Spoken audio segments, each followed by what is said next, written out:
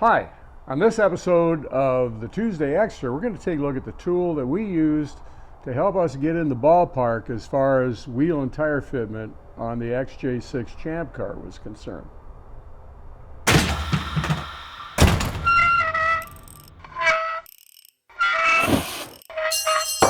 Dang it! Now going in, we knew that we were going to have wheel and tire clearance issues on the XJ6 Champ Car. But what we wanted to do was determine beforehand what the widest wheel and tire combination was going to be that we can get in that wheel well and require the minimum of surgery to make them fit.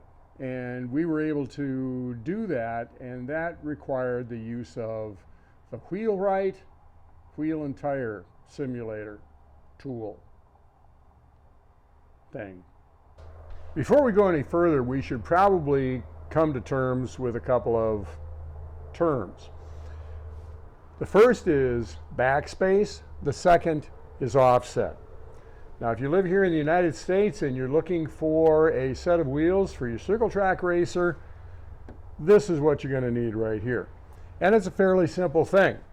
It's a measurement of where the mounting flange of the wheel is relative to that very back surface of the rim. In other words, this is backspace right here. Pretty simple thing to understand.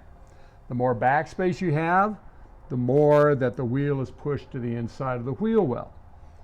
Now, if you live in the United States, that's what you need.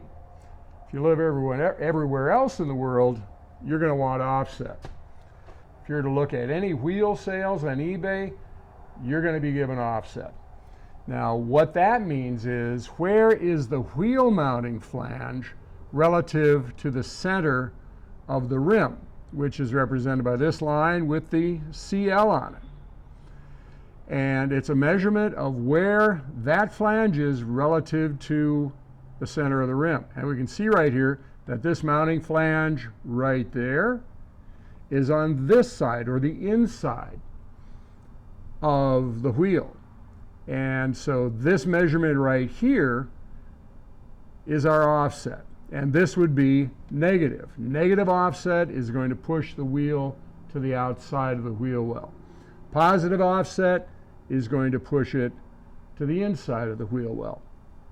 Now, in our wheels on the Champ Car, this offset is 35 millimeters positive. In other words, this mounting flange is 35 millimeters over here relative to the center line of the wheel. So using this information, we were able to take this tool and determine what the fit was going to be like. That in conjunction with the wheel width and the tire cross section and that sort of thing. Now let's take a look at how this tool works. So this is what the Wheelrite Wheel and Tire Simulator looks like. First of all, you have a mounting flange here which fits just about every bolt pattern, 4 and 5 bolt. You have a scale here that you use to select what diameter wheel you've got, and this goes up to 22 inches, and they've got an 8-inch extension here for the really big stuff. Up on top here, we have two scales, one for wheel diameter, and in our case, you can see this little yellow, by the way I painted this stuff so it's a little easier to see. That yellow pointer right there, that's the index for wheel width, and ours is 9.5. We're off just a little bit here, so in order to adjust that, we're going to loosen this thumb wheel and move that to 9.5, and then retighten it. So we've got that set. The other thing is, we've got this yellow pointer here, which actually should be over here, because what this tells you is the offset of the wheel, and in our case it's actually, this is in backspace, this being produced in America. Now the problem here is with this scale right here. This is the offset scale. Now I measured our wheel and it is about 6.5 inch backspace. So the problem is that we're going to go up to 5 inches, and to go beyond that, you can do that, but you're going to have to actually measure it from the back edge here. And there's about a 3/8 to a 1/2 inch dead spot right here that you really can't measure to, so you're going to have to compensate for that. Offset is on this side right here. Now I've tried to correlate between backspace and offset, and what I'm looking at here is 140 millimeters. I'm supposed to have about 35. Maybe I'll figure this out later, but it's not making sense to me right now. So that's how you set this thing up. We've got a 17-inch wheel. We've got a 6.5 inch backspace, and we've got a 9.5 inch rim. So that's the wheel part of it that's taken care of. What they do then is they provide this wire, flexible but relatively stiff wire that you can use then to set up a profile or cross section of your tire. This in our case being 275 millimeters, and then 40% of that was 4 3/8 or something like that.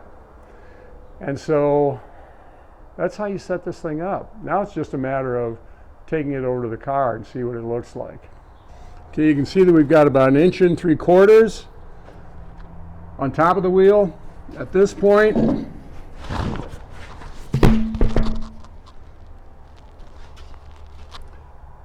And it's roughly the same. Now you're supposed to bolt this on with the lug nuts, but what I do, being that I don't want to chew this thing up, I simply clamp it on with a couple of spring clamps. And you can see it's a little bit tighter than it was with the stock wheel, but that's fine. You know, a little bit more clearance to the tire is better than less. And you can also see that we're pretty tight on the inside here.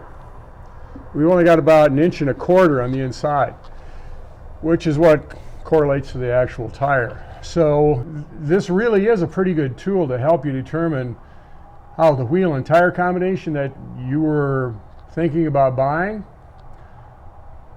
is going to fit on your car, and what sort of measures you're going to have to go to make it work.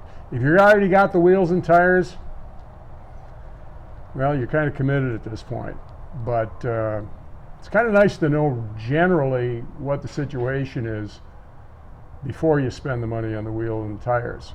Now this thing, I think it's about $90 from Speedway and Jags and other places like that.